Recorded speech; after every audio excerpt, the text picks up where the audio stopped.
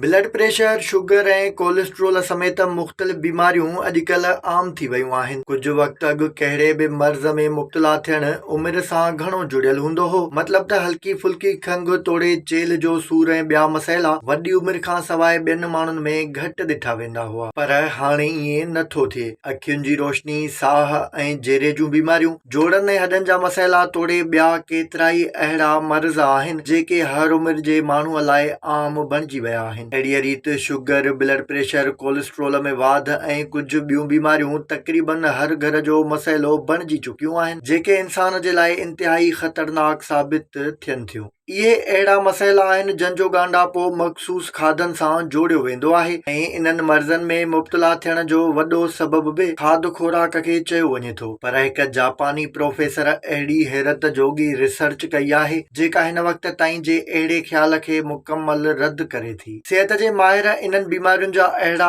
सबब दरियाफ़्त कया आहिनि जेके ॼाणे न रुॻो अव्हां खे हैरत थींदी, पर जेकॾहिं अव्हां चाहियो त बिना कंहिं वॾी तकलीफ़ ऐं ख़ौफ़ जे अहिड़ियुनि बीमारियुनि खां महफ़ूज़ बि रही सघो था ऐं पंहिंजी मर्ज़ीअ जा खाधा पिण खाई सघो था। अॼु असां अव्हां खे कुझु अहिड़ियुनि बीमारियुनि ऐं उन्हनि जे आम सम्झो वेंदड़ सबबनि बाबति ॿुधाईंदासीं जेके हक़ीक़त में उन्हनि जा सबब नाहिनि हूंदा, पर उन्हनि खे उहे बीमारियूं ॾियण जो वॾो सबबु सम्झियो वेंदो आहे। इन सां गॾु अव्हां खे इन्हनि बीमारियुनि जे असुल सबबनि बाबति पिण ॿुधायो वेंदो। मादे जी तेज़ाबियत अॼुकल्ह जे आम मसइलनि मां हिकु आहे जेको वरी मुख़्तलिफ़ मसइलनि जो सबबु पिण बणिजे थो। हिन वक़्त ताईं मादे में तेज़ाबियत खे ग़लति सलत खाध खुराक खाइण सां जोड़ियो वेंदो आहे, पर जापानी प्रोफेसर जो चवणु आहे त मादे में तेज़ाबियत जो सबबु उक्ता सुक्ता खाधा खाइण न पर ज़हनी बेचैनी आहे। प्रोफेसर जो चवणु आहे त ब्लड प्रेशर जो सबबु खाधे में वधीक लूण न पर अहसासनि ऐं जज़्बनि ते ज़ाब्तो न करे सघणु आहे। अहिड़ीअ रीति जापानी माहिर चए थो त कोलेस्ट्रोल जी सतह में वाध जो असुल सबबु तणब वारियूं शयूं न पर जिस्मानी सुस्ती आहे। प्रोफेसर खे तहक़ीक़ मां इहा बि ख़बर पई आहे त सीने ऐं साह सां जुड़ियल मसइला जिस्म में ऑक्सीजन जी खोट जे करे न पर घणे ॾुखनि ऐं सदमनि जे करे थियनि था। इन सां गॾु हिन इहो बि ॿुधायो त शुगर जो मर्ज़ जिस्म में ग्लूकोज़ वधण जे करे न पर ज़ाती अना पंहिंजे मौक़िफ़ ते हरूभरू शिदत अख़्तियार करण ऐं ज़िद जे करे थींदो आहे। माहिर जो चवणु आहे त जिगर जी बीमारियुनि जो सबबु निंड में बेतरतीबी ऐं नफ़्सियाती खलल नाहे,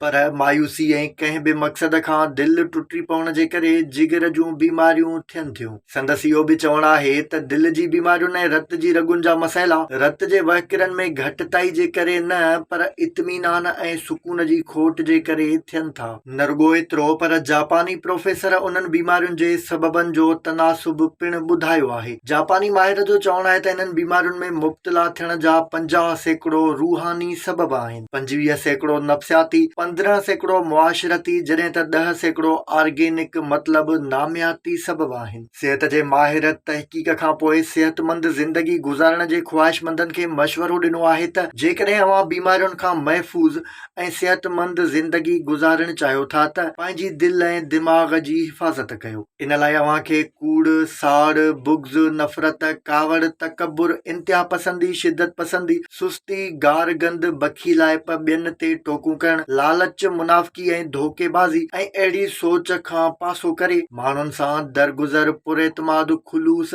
सचाई, रहमदिली ऐं माठीणे अंदाज़ वारो किरदारु अख़्तियार कयो।